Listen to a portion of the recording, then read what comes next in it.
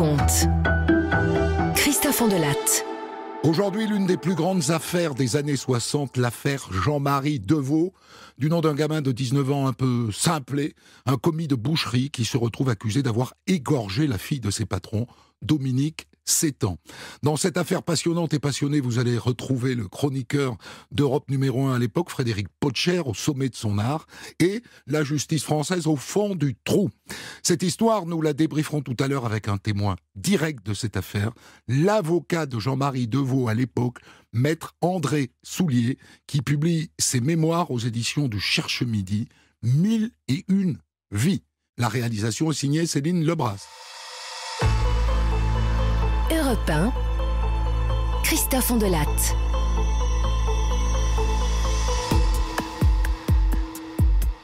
La scène se déroule le 7 juillet 1961 dans un HLM de Bron, près de Lyon, au 156 avenue Saint-Exupéry. Vous voyez la boucherie au rez-de-chaussée ? C'est la boucherie de monsieur et madame Bessard. Et c'est commode, le boucher et la bouchère et leur fille habitent au dernier étage, quelques marches à monter, et ils sont chez eux. Le 7 juillet 1961, donc, en début d'après-midi, madame Bessard annonce à son commis qu'elle s'absente pour 1 heure. « Je monte chez moi, Jeannot. Je te laisse, Dominique ? Hein ? T'es gentil, Dominique, avec Jeannot ? Oui, maman. À tout de suite. » Dominique, vous l'avez compris, c'est sa fille. Elle a 7 ans. Et donc, madame Bessard monte chez elle. Elle y reste à peu près 1 heure, 1 heure et quart. Et elle redescend. Et quand elle rentre dans la boucherie... « Jeannot ? Jeannot, elle est où, Dominique ? » « Oh, ben, je sais pas où qu'elle est, moi, madame. »« Dominique ! Tu l'as vu sortir, Jeannot ? » ?»« Bah oui. Elle vient de partir. Je t'avais demandé de la surveiller. Où est-ce qu'elle est ? »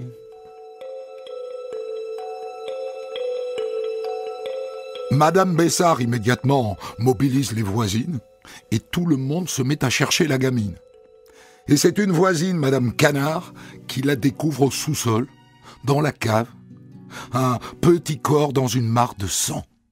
Oh mon Dieu, elle a été égorgée. Et elle a aussi une grosse blessure au ventre. Et maintenant, faut prévenir la mère. Les hurlements de la maman, terribles.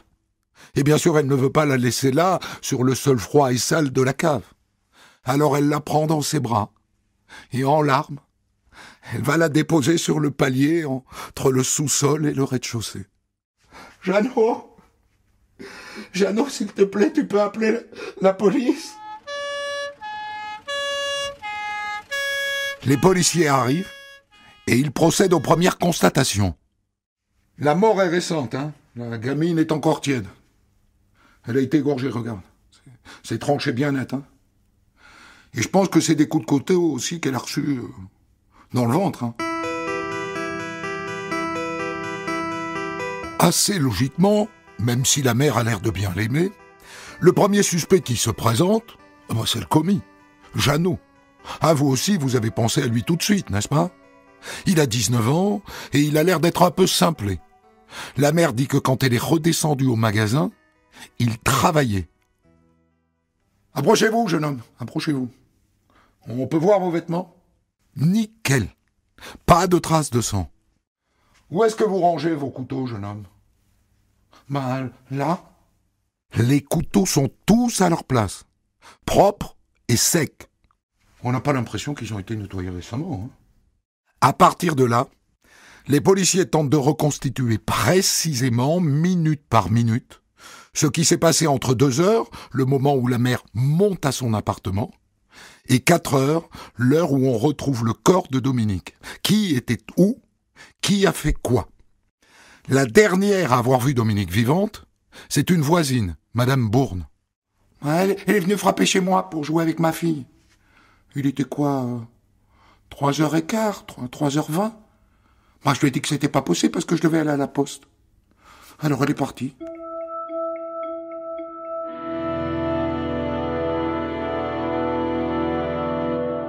Donc à 3h20, elle était vivante. Or, c'est à peu près à ce moment-là que la mère redescend au magasin. 3h15. Or la mère dit que quand elle rentre dans la boucherie, Jeannot est là. Il travaille. Donc si à 3h20 la gamine était vivante, ça ne peut pas être Jeannot. Mais alors qui ?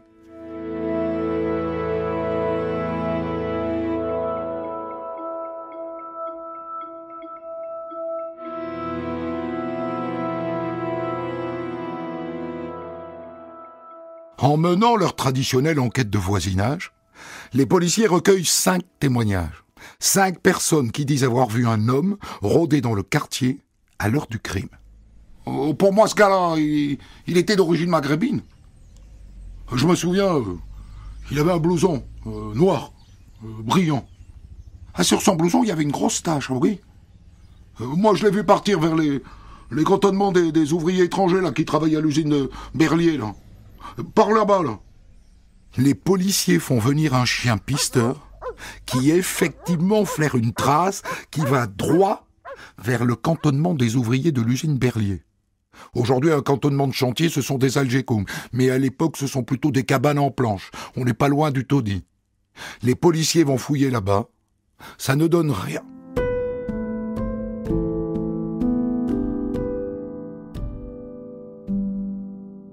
Le corps de la petite Dominique est bien sûr autopsié. Selon mes conclusions, les coups ont été portés au moyen d'un couteau de grande taille. Ils ont d'abord été portés au niveau de la gorge, ce qui a entraîné la mort, et ensuite au ventre. Voilà ce que je peux dire. Est-ce qu'elle a été violée, cette petite, docteur ? Non. Aucun signe d'agression sexuelle. Strictement aucun. Et ensuite, ma foi, l'enquête patine pendant 2 mois. 2 mois plus tard, le 29 août, dans la matinée, Jeannot, le commis, disparaît d'un coup du magasin. Jeannot ? Jeannot, il est où, notre Jeannot ? Madame Bessard le retrouve à la cave, étendu sur le sol, une main sur la tête.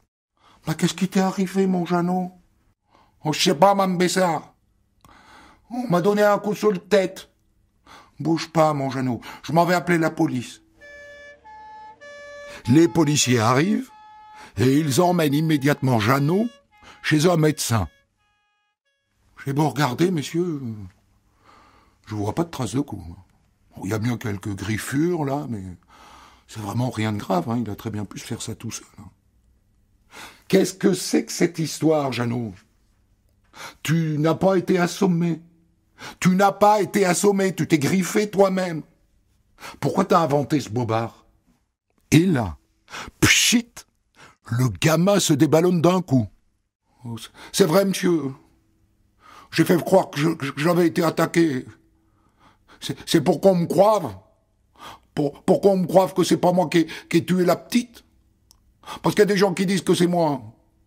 Mais c'est pas moi, je vous le jure, monsieur. On veut bien le croire. On veut bien le croire. Cela dit, il aurait voulu attirer l'attention sur lui, qu'il n'aurait pas mieux fait.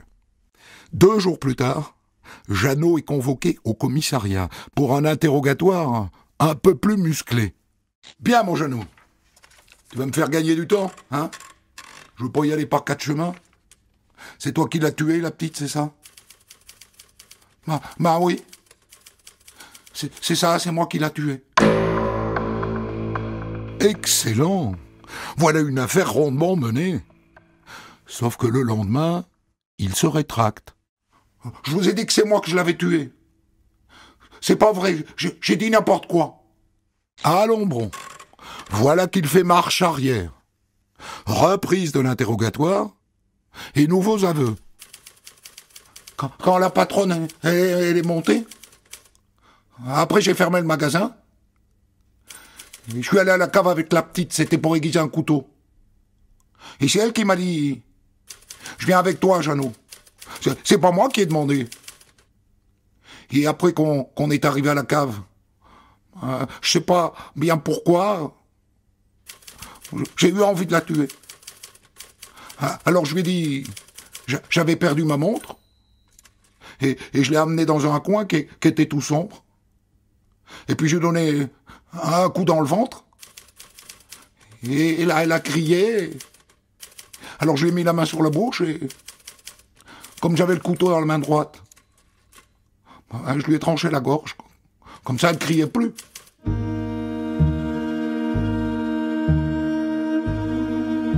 C'est ce qu'on appelle des aveux circonstanciés.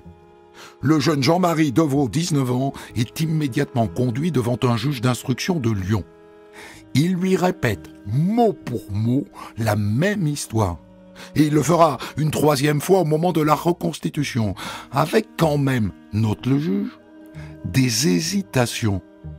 Mais bon, voilà, le dossier est bouclé, il est étayé par des aveux. Total succès.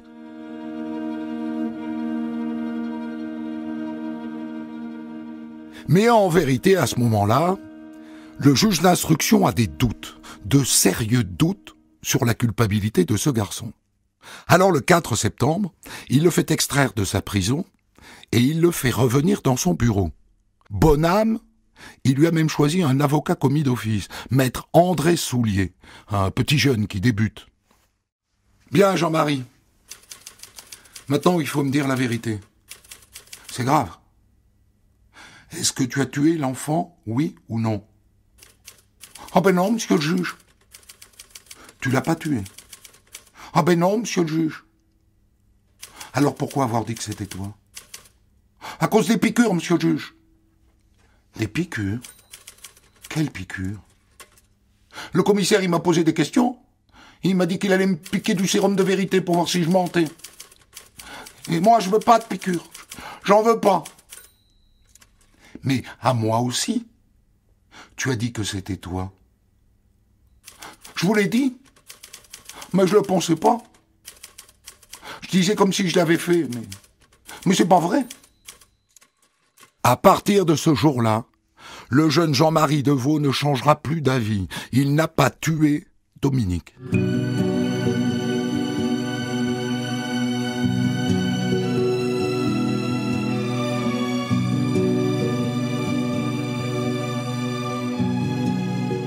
Pourquoi le juge a-t-il des doutes, d'après vous ? Eh bien, je vais vous l'expliquer. La voisine dit que Dominique sonne chez elle à 3h15, 3h20. Or, Madame Bessard, la bouchère, revient au magasin à 3h15 et elle tombe sur son commis, Jeannot. C'est donc qu'il n'a pas pu commettre le crime. C'est impossible. À l'heure du crime, c'est-à-dire à 3h20, il était avec sa patronne. Il n'a pas pu tuer Dominique. Techniquement, il n'a pas pu.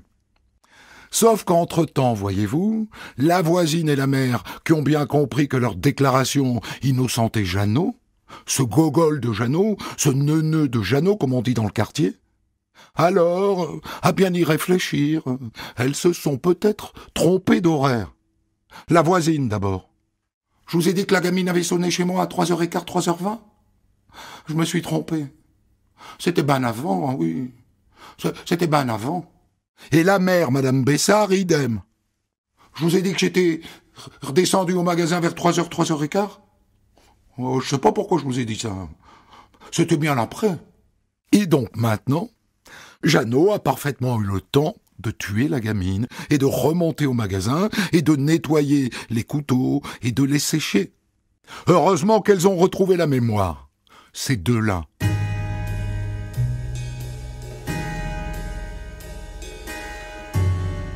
Mais il y a encore un problème, une incohérence.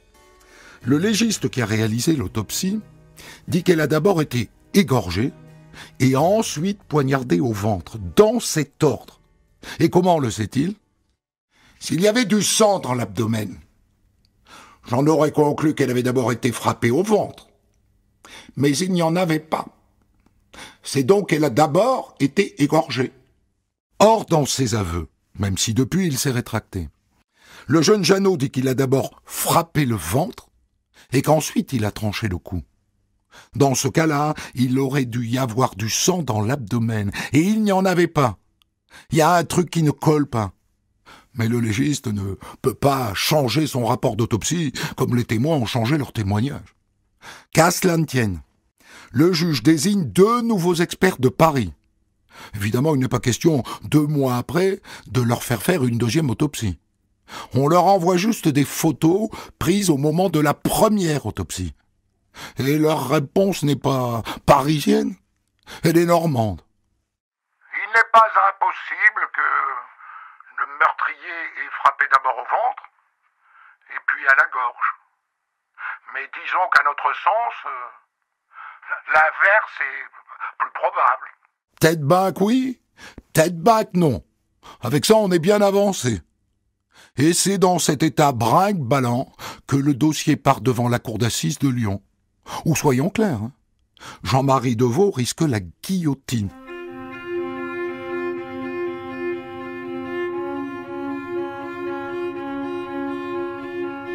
Le procès du jeune Jean-Marie Deveau s'ouvre le 4 février 1963. Pour l'occasion, le président a exigé un micro pour que tout le monde l'entende haut et clair. À l'époque, c'est très novateur. Et fort de son micro, il donne le ton dès la première seconde. Deveau, vous êtes accusé d'avoir le 7 juillet 1961 volontairement donné la mort à Dominique Bessard. C'est cela ? Ouais, monsieur le président. Une enfant de 7 ans. Le directeur de l'école où vous étiez en primaire dit de vous, je lis, « élève médiocre mais doux et docile, vivant un peu en dehors de la réalité. » Et d'autres maîtres disent, « il n'a pas le regard franc. » Un de vous, pas le regard franc. Un peu comme aujourd'hui. C'est pas votre père qui dit, « c'est un garçon qui n'avoue jamais même s'il est coupable. » C'est décidément une habitude. Un de vous. Le président s'accroche ensuite à une histoire de chat. Votre patron de vous avez donné un petit chat. Et je lis que vous lui avez cassé les reins. C'est un accident, ça. J'ai voulu prendre un escabeau, je l'ai échappé, et le chat, il était dessous.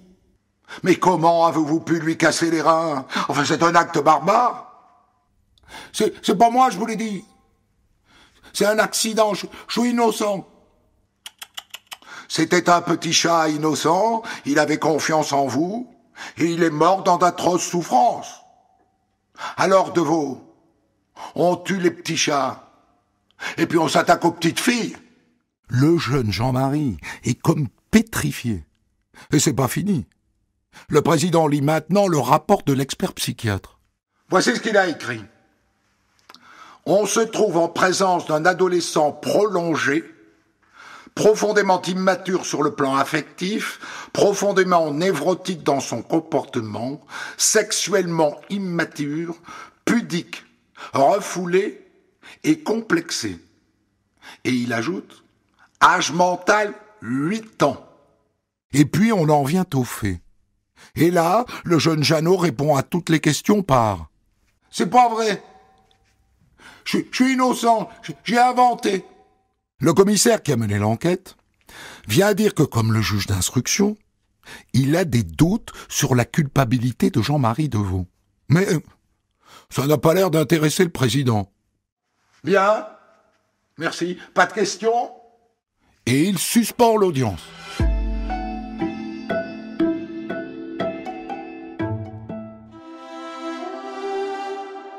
Le lendemain, vient à la barre le policier qui a terminé l'enquête et qui a recueilli les aveux. Lorsque Deveau m'a été présenté, je lui ai dit « As-tu dit toute la vérité, Jeannot ?» Et là, il a baissé la tête. Et je lui ai dit « Est-ce que tu as entendu parler du sérum de vérité ?» « Non ? Eh ben, on fait une piqûre à l'accusé, et s'il dit pas la vérité, ben on le voit tout de suite, sur un appareil. » Il m'a dit « Je veux pas qu'on fasse le sérum de vérité. » Et là, il a répondu « J'ai peur que ça me fasse mal. » Alors, on te le fera pas, je lui ai dit. Mais il faut me dire la vérité. Et là, Deveau m'a avoué que, sans que je le questionne, hein, plus avant, que c'était lui qui avait tué Dominique.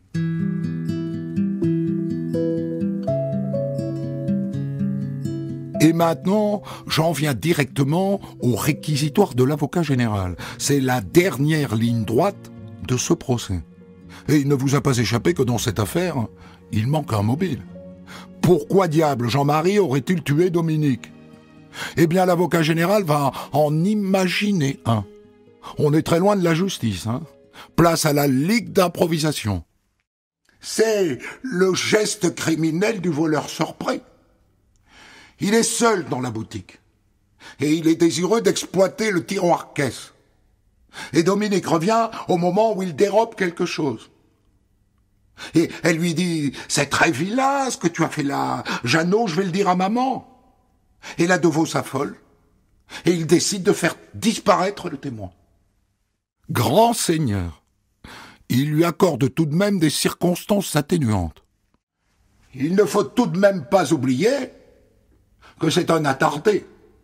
Et il réclame 20 ans de réclusion criminelle. Il est bien jeune, maître Soulier, l'avocat qui a la lourde charge de défendre Jean-Marie Deveau. Et il ressuscite les témoins oubliés. 6 témoins. Vous entendez? 6. Ont vu un homme de type nord-africain venant de l'immeuble où Dominique était morte et courant à toutes jambes en direction du cantonnement Berlier. Cet homme, plusieurs habitants du quartier l'ont vu rôder quelques jours avant le crime. Et ils ne l'ont pas revu depuis. À la fin de sa plaidoirie, il s'approche de Deveau. Regardez-le. Il a 8 ans d'âge mental. Et il ne peut rien dire. Il ne comprend rien. Ça n'est pas de sa faute s'il est bête. À 17h, la cour et les jurés se retirent. Ils sont de retour 2h30 plus tard. Accusé, levez-vous, je vous prie.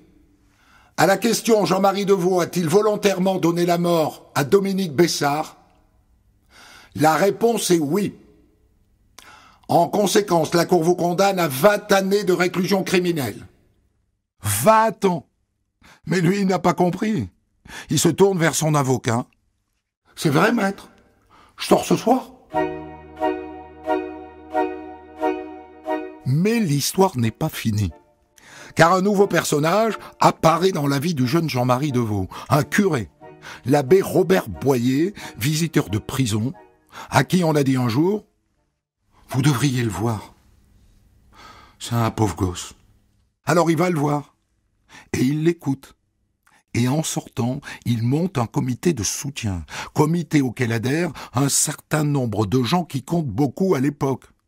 Jean Rostand, oui monsieur, de l'Académie française. Eugène Claudius Petit, vice-président de l'Assemblée nationale. Et Frédéric Potcher, journaliste à Europe numéro 1. L'idée du père Boyer est de déposer une demande de grâce auprès du président de la République. Mais ça ne plaît pas du tout à Jean-Marie. La grâce? J'en veux pas. Ça serait avoué. Moi, je suis innocent. Mais Jean-Marie, si vous pouvez sortir plus tôt. Si vous faites ça, mon père, c'est plus la peine de venir me voir. Je serai plus votre ami. Ah, il a pris de l'assurance, le petit Jeannot. Mais il reste fragile. En 1967, à la prison de Melun, il fait une tentative de suicide. Et il enchaîne avec une grève de la faim de 40 jours. Mais il arrête quand le père Boyer vient lui dire « Jeannot, ça y est, le ministre de la Justice va demander la cassation de ton jugement. » Car le père Boyer est allé voir le garde des Sceaux René Capitan en personne. Et il lui a révélé des informations qu'il tient de l'avocat de Jeannot, maître Soulier. 2 jurés disent qu'ils ont été manipulés par le président de la cour d'assises. Les mêmes jurés racontent que les délibérations ne se sont pas tenues dans la salle des délibérés, comme c'est l'usage, mais dans le bureau personnel du président, ce qui change tout. Parce que dans la salle des délibérés, les jurés et les magistrats sont installés autour d'une table, à égalité. Alors que dans le bureau du président, le magistrat plastronne derrière son bureau. C'est lui qui a le pouvoir. Voilà en tout cas un joli motif de cassation. Mais ça n'est pas tout. Toujours d'après ces 2 jurés, le président leur a raconté que juste avant le procès, il est allé sur les lieux du crime à Bron, avec le commissaire et avec l'avocat général. Il a oublié les avocats, dites donc, et les jurés. Le procès a en quelque sorte commencé sans eux. Et en plus, il y a une preuve de ça. Hein. Les 3 oiseaux sont allés à Bron dans une voiture du commissariat, et c'est écrit sur le registre des entrées et des sorties de l'hôtel de police. Ah bah dis donc, si avec ça le jugement n'est pas cassé...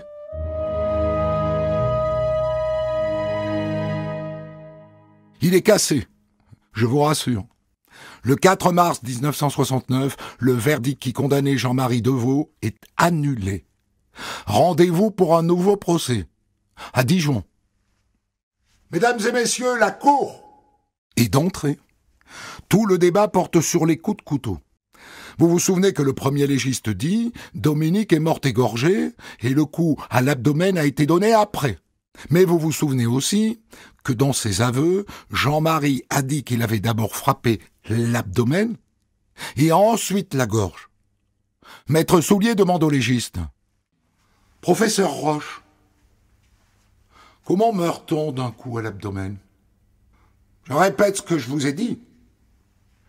L'enfant est mort en quelques secondes de l'égorgement.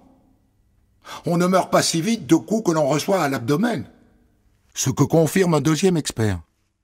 Moi, personnellement, j'ai fait des expérimentations sur des chiens. Et je suis absolument certain que l'égorgement a précédé les coups portés à l'abdomen.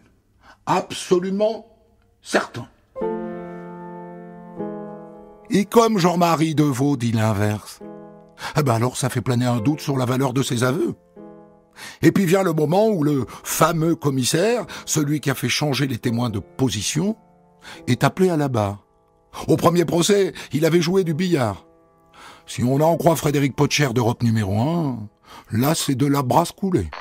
Le témoin transpire, va et vient, s'éponge, parle toujours, se reprend, et plusieurs fois, le président doit le remettre sur les rails. Et le président à la fin s'énerve. Les faits, monsieur le commissaire, voyons, les faits, sinon je vous retire la parole. Le réquisitoire est terrible. Après quoi, Maître Soulier plaide pendant 3h30 dans un silence absolu, tendu. Je dis qu'en 8 ans, messieurs, la partie civile et la police n'ont pas réussi à trouver une explication à ce crime. Ni un mobile. Enfin, rien. Rien. Les jurés se retirent pour délibérer.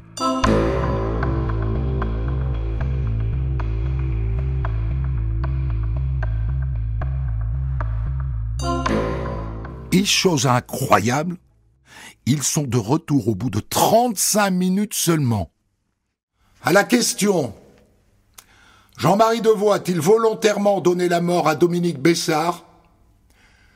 Les jurés ont répondu non. En conséquence de quoi, Jean-Marie Deveau est acquitté. Vous voyez, je vous surprends en train de pleurer. Ça fait 8 ans. 8 ans. Je suis quand même heureux d'avoir entendu tout à l'heure Monsieur le Président dire « Deveau n'est pas coupable ». Il y a 8 ans que nous l'attendions. Il faut maintenant aider Deveau à reconstruire sa vie, à marcher avec les hommes libres. Mais ça ne va pas être simple, ça ne va pas être facile. Il ne sait plus ce que c'est que la vie quotidienne avec ses multiples soucis. Et je lui ai dit un jour que je ne l'abandonnerai pas. Eh bien, aujourd'hui, je peux le répéter, je n'abandonnerai pas Deveau. Et Jean-Marie Deveau est libéré le lendemain. Il est 7h33 exactement à ma montre. La porte de la prison de Dijon s'ouvre. Ici, la foule est nombreuse pour accueillir Jean-Marie Deveau. Il sort en compagnie de son avocat, il porte sa valise. Jean-Marie Deveau, alors? Je suis très content. Simplement, vous dites ça. Vous ne ressentez pas autre chose? Non, c'est tout. Comment? C'est tout, pour l'instant. Mais ces applaudissements, que signifient-ils? J'en suis très ému et très touché.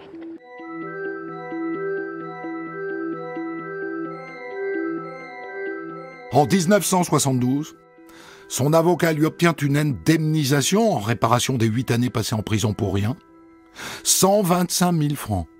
Avec l'argent, il s'achète une maison de campagne à Port-Camargue et il offre une voiture au père Boyer. Il n'a jamais plus fait parler de lui. Et le meurtre de la jeune Dominique est resté à jamais un mystère. Et cette histoire, vous la retrouverez en partie racontée par l'un des acteurs centraux de cette histoire, Maître André Soulier, qui est là avec nous et qui vous avez donc été l'avocat de Jean-Marie Deveau. C'est quand même complètement magique, 60 ans après, d'avoir encore quelqu'un qui a vu l'ours. Non seulement c'est magique, mais j'ai vu Jeannot il n'y a pas très très longtemps, qui m'a dit, devenu grand-père, est-ce que je peux vous demander quelque chose ? Je lui ai dit, dis-moi, est-ce que je peux te dire tu ? Ah ! Les plus beaux honoraires de ma vie. Donc il est toujours vivant ? Il est toujours vivant, c'est un grand-père qui n'a jamais fait parler de lui, un père de famille, les uns et les autres, son père qui a été frappé 48 heures après le verdict, et le comportement du président de la première cour d'assises, donc, d'une hémiplégie, et qui est resté infirme jusqu'à la fin de ses jours, condamné à perpétuité, qu'il m'avait dit tout de suite après la condamnation, ou 48 heures plus tard, je sais qui a fait condamner Jeannot, c'est moi. Voilà. Donc il s'est exécuté. 60 ans après, c'est encore là. Il a le droit de dire merci André, tu as été formidable avec moi. Oui, c'est un de mes petits, quoi.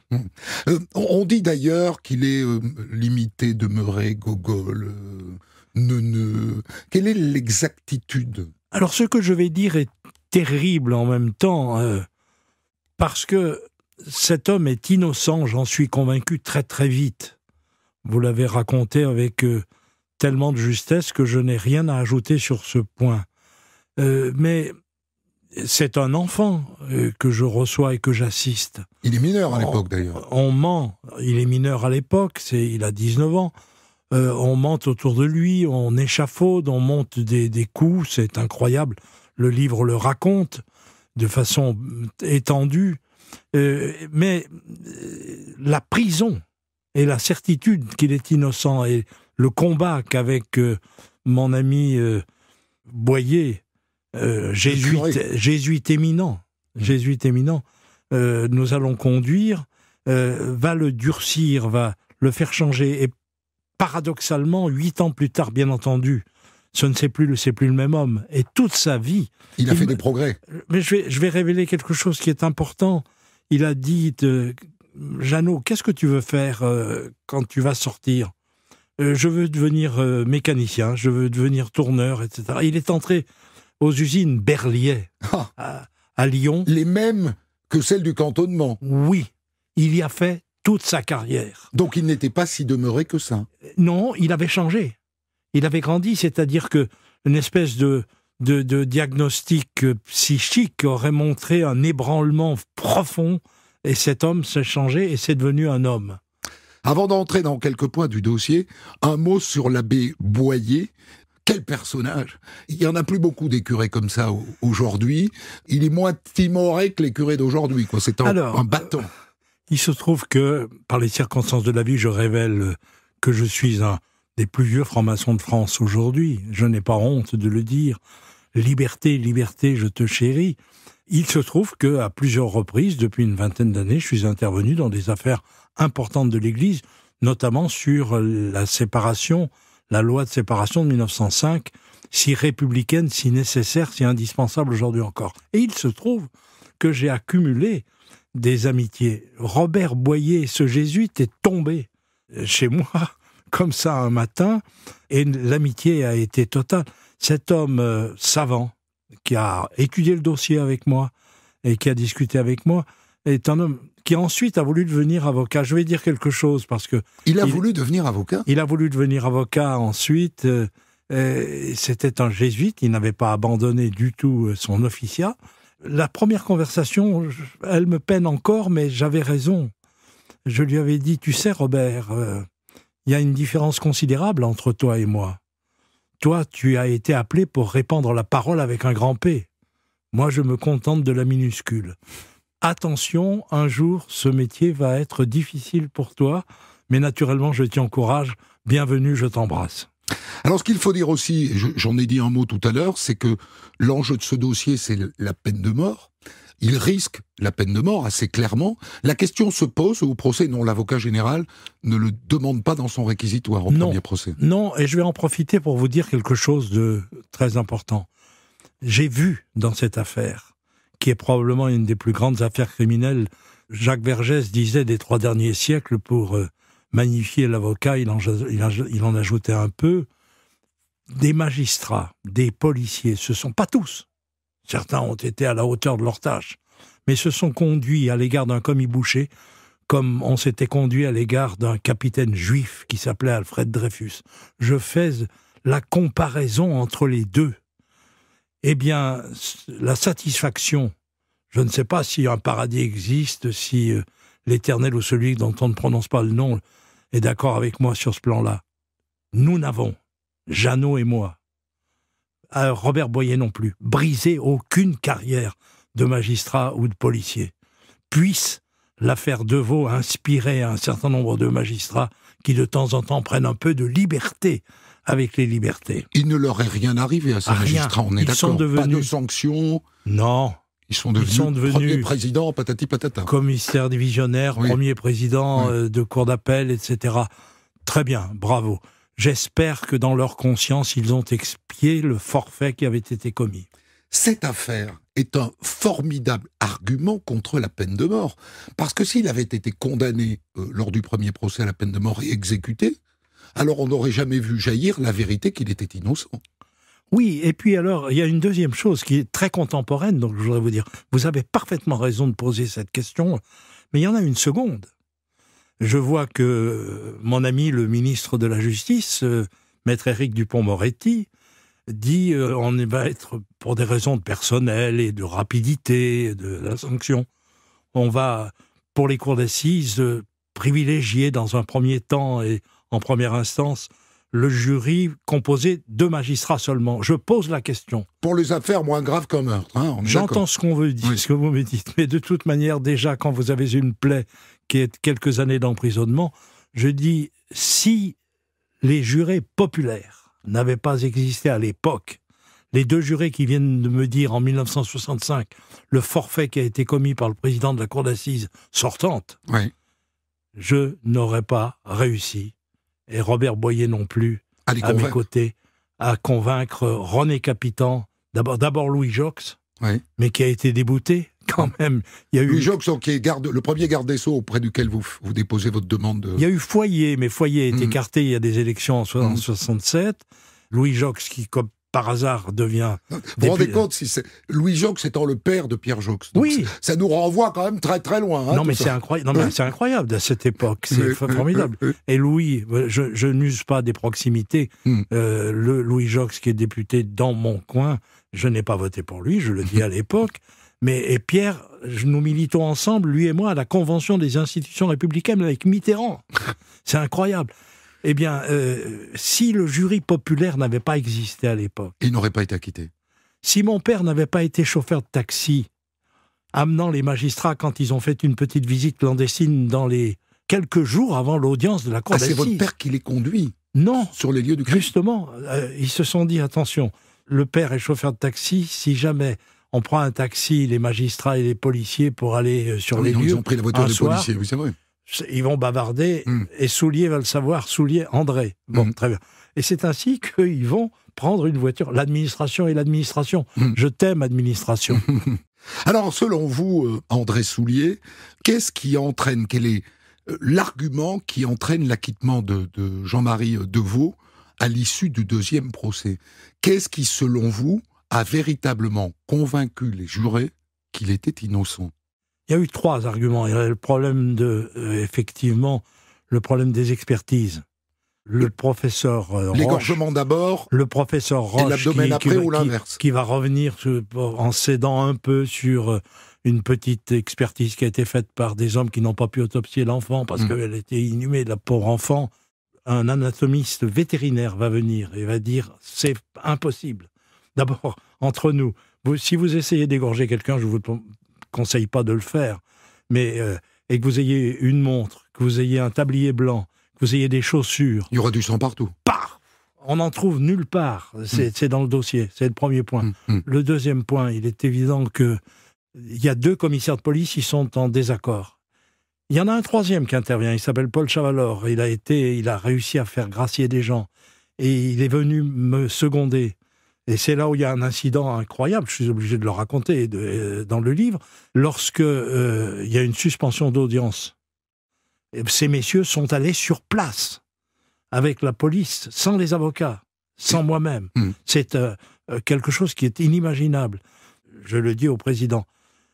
Quand les débats reprennent, le commissaire Chavalor, le président Chavalor est là, à la barre, et l'un des assesseurs dit « Dites-moi, vous avez touché combien pour votre contre-enquête, monsieur le commissaire ?» Et Chavalor se raidit et dit « Rien, comme la défense. Nous aidons... » Et profitant de la suspension d'audience, de la fin de l'audience, alors que Deveau vient d'être acquitté, Chavalor disparaît. Il a plus de 70 ans, c'est pas un jeune homme. Et il va dans la salle de délibération. Les jurés sont partis. Mais il reste le président, l'avocat général et les 2 assesseurs. Il s'approche de l'assesseur qui lui a posé la question. « Vous êtes bien monsieur Untel ?»« Oui. »« C'est vous qui m'avez posé la question ?»« Oui. » Pan, pan. Et il le gifle. Sérieux? Il le gifle. Quelle époque. Quelle époque. Voilà. Alors, il y a quand naturellement, même... ça a été étouffé, il n'y a pas eu de procès. On bute donc sur le mobile. Moi, c'est ce qui me saute aux yeux dans cette affaire. C'est-à-dire, au fond, que ce soit Jean-Marie Deveau qui ait tué cette gamine ou que ce soit un ouvrier des usines Berlier, dans les 2 cas, on bute sur le mobile puisqu'il n'y a pas eu atteinte sexuelle. S'il y avait eu atteinte sexuelle, il était cuit. Oui. Jeannot. Oui, peut-être. Mais ce qui est sûr, pourquoi? Je rétablis le temps. Nous sommes en 61, au mois de juillet 61. Oui. N'oubliez pas que quelques semaines plus tôt, il y a eu un événement considérable à Alger. 4 généraux se sont révoltés. Oui, on est en pleine guerre d'Algérie, là, oui. Bien. Et naturellement, 1 an plus tard, c'est l'indépendance. Le FLN règle ses comptes avec le Messaliadj et ses amis. Mais quel rapport avec Deveau? Mais tout simplement, il n'y a pas de rapport avec Deveau. Il y a le fait que il y a des ouvriers nord-africains qui sont probablement aussi, c'est une hypothèse, qui sont probablement endoctrinés. Ah, ce serait un attentat du FLN, d'une certaine manière. Ce serait quelqu'un qui aurait cherché, qui aurait profité des caves qui sont juste en face de l'autre côté du parc pour dissimuler je ne sais quels objets, peut-être des armes, peut-être, et qui aurait été surpris, là, par une enfant qui arrive comme ça, et il l'égorge. C'est une des hypothèses. Ça, on s'est tenu complètement. L'affaire d'Algérie était beaucoup plus importante que l'affaire Deveau. Oui. Vous l'avez utilisé, cet argument, à l'époque? Oui, je l'ai plaidé à fond de train en 1969. La partialité du juge de première instance, le délibéré dans son bureau, je n'avais jamais entendu une histoire pareille. Il est convenu qu'à la cour d'assises, on délibère, les 3 magistrats sont là, les 6 jurés sont avec eux, chacun est autour de la table et tout le monde est assis sur des chaises à la même hauteur. Dans le bureau, ça le pose en Saint-Louis sous son chêne. Et ils commettent une forfaiture que j'ai décrit, que j'ai développé devant la cour de cassation et ensuite devant la cour d'assises. C'est-à-dire qu'il dit, si Deveau est revenu sur ses aveux le lundi matin, quand le juge l'appelle, alors que je ne l'ai pas vu à la prison ailleurs, c'est son avocat qui, pour sa carrière, l'a amené à se rétracter. Mais enfin, il dit ça? Oui, bien sûr. Au juré? Le garde des Sceaux reçoit le rapport des 2 jurés. C'est pour ça que les jurés populaires, je dis à mon ami Éric Dumont-Moretti, attention, les jurés populaires, ça existe. C'est bien. Voilà. Et il doit penser la même chose que vous. Et qu'est-ce qu'il fait? Qu'est-ce qu'il fait? Et il dit, écoutez, on ne va pas briser la carrière d'un avocat. Vous avez vu la carrière qui s'annonce pour cet homme? Il est éloquent. Vous avez vu comment il a plaidé? Mais il a menti. Simplement, il transgresse le code de procédure pénale. Il aurait pu me poser la question en pleine audience. Il aurait pu me faire venir dans la salle des délibérations. C'est ça que me révèlent les jurés. Ils me révèlent une forfaiture. Alors, dans votre livre, qui s'appelle donc « Mes 1001 vies » et qui paraît au Cherche Midi, André Soulier, ce chapitre-là a un titre. Et je le trouve assez mystérieux. Vous l'appelez « La fabrication d'un coupable ». Oui. Qui a fabriqué quoi et pourquoi? Des policiers et des magistrats. Et pourquoi? Tout simplement parce que, à l'époque, ils estimaient C'était pas grand-chose, un pauvre comme bouger de 19 ans. Il y avait une petite qui était morte. Ça avait soulevé une émotion populaire dont vous imaginez à quel point elle était intense. Qui m'a fait dire, d'ailleurs, quand j'ai fait acquitter Jean-Marie quelques années plus tard, les gens applaudissaient et tout, et moi j'étais triste.